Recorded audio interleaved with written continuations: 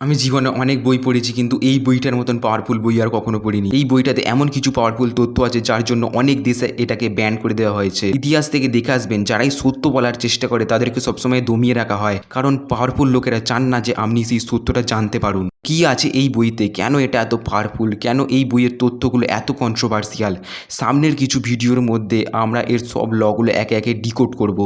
তার জন্য এই চ্যানেলটাকে আপনি সাবস্ক্রাইব করে রাখুন। 48 ল অফ পাওয়ারের মধ্যে প্রথম লটা হলো নেভার আউটসাইন ইউর মাস্টার। এই লটা সম্বন্ধে জানার আগে একটি হিউম্যান নেচারের সম্বন্ধে আপনাকে ভালো করে জানতে হবে, সেটা হলো ইনসিকিউরিটি। ইনসিকিউরিটি সম্বন্ধে আমাদের কেউ বলেছে না কেউ শুনিয়েছে, কিন্তু এটা আমাদের ছোটবেলা থেকেই আমাদের মধ্যে রয়েছে। আপনি মনে করে দেখতে পারেন, ছোটবেলায় যখন আপনার মা আপনার বদলে অন্য কাউকে কোলে নিতেন তখন আপনি কাঁদতেন, আর তখন থেকেই আমাদের মধ্যে ইনসিকিউরিটি ট্রেন্ডটা গ্রো হয়েছে।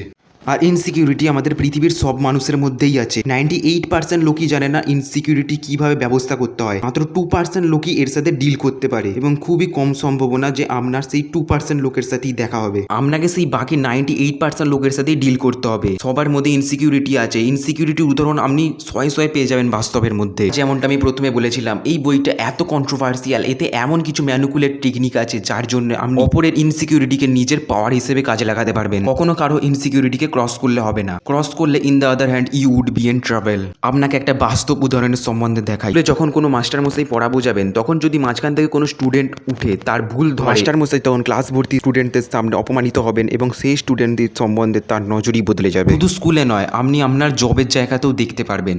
আপনার বস যদি কোনো প্রজেক্টের সম্বন্ধে জ্ঞান দেয়, তার মাঝখানে যদি আপনি তাকে উপরন্ত জ্ঞান দিয়ে দেন, তখন সে আপনাকে আপনার জায়গা দেখিয়ে দেবে। এটা আপনি আপনার বাড়িতেও দেখে থাকবেন। যখন আপনি আপনার কোনো সিনিয়র বাড়ির লোককে তার কথার বিপরীতে গিয়ে কোনো সাজেশান দেন, তখন তিনি বলবেন, তুই আমার থেকে বেশি জানিস, আমি তোর বয়সটা পার করে। এই জন্য স্কুলে হোক কিংবা অফিসে সবাই স্ট্যান্ড করতে পারে, কারণ স্ট্যান্ড করতে গেলে চাটতে জানতে হয়। আর আপনাকে আমি সব জায়গায় চাটতে বলছি না, এটাকে আপনাকে কনসিয়াসলি করতে হবে। এই কংক্রিট ওয়ার্ল্ডে সবাইকে স্ট্যান্ড করতে গেলে কিছু আনস্পোকেন রুলস আছে যেগুলোকে আপনাকে ফলো করতে হবে। তো নেভার আউটসাইন ইউর মাস্টার কথাটির মানে কি? এখানে মাস্টার মানে আপনার টিচার, বস বা বাড়ির লোক হতে পারে। যে মানুষটা কিছু স্পেসিফিক ফিল্ডে আপনার থেকে উঁচুতে থাকবে, তাকেই আপনাকে মাস্টার ধরে নিতে হবে, এবং তার সামনে এমন ভাব করতে হবে যেন আপনি তার থেকে অনেক কম জানেন। আপনি জানেন আপনি চালাক, কিন্তু সব জায়গায় চালাকি দেখাবার দরকার নেই।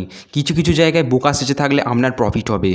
যদি আপনার বোকা সাজ সম্মানে লাগে, তখন আপনি মনে রাখবেন, বোকা সেজে যদি আপনি কিছু পেতে পারেন তাহলে সেটা চালাকি হওয়ার থেকে অনেক ভালো।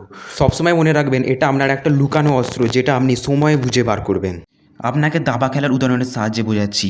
আপনি একটি দানের পরে ভেবে রাখতে পারেন যে আরও 10টি দান কি হতে চলেছে। এই খেলায় মাঝে মাঝে আপনার সৈনিকদেরও বলি দিতে হয়। তখন কোনো সময় আপনার অপোজিট প্লেয়ার তার ডিফেন্স মেকানিজম ড্রপ করে দেয়। এটাই এমন সময় যখন আপনাকে কিস্তি মাত করতে হবে। আচার্য চাণক্যকেই এই ক্ষমতার জন্য পৃথিবীর সবথেকে স্মার্টেস্ট নেচার বলা হয়। তিনি জানতেন কখন কোন কথাটা কোথায় বলতে হবে এবং কখন কোথায় চুপ থাকতে হবে। আপনি যদি চাণক্য নীতির বইটি পড়েন, তাহলে সেটি আপনার খুবই ম্যানুকুলেটিভ বই লাগতে পারে। যে বইগুলো মূলত সিক্রেট অফ পাওয়ারকে ওপেন করে রেখে দেয়, সেই বইগুলোকেই মানুষের ম্যানুকুলেটিভ লাগে। এটা সবসময় যে বইটি পড়ছে তার উপরেই ডিপেন্ড করে।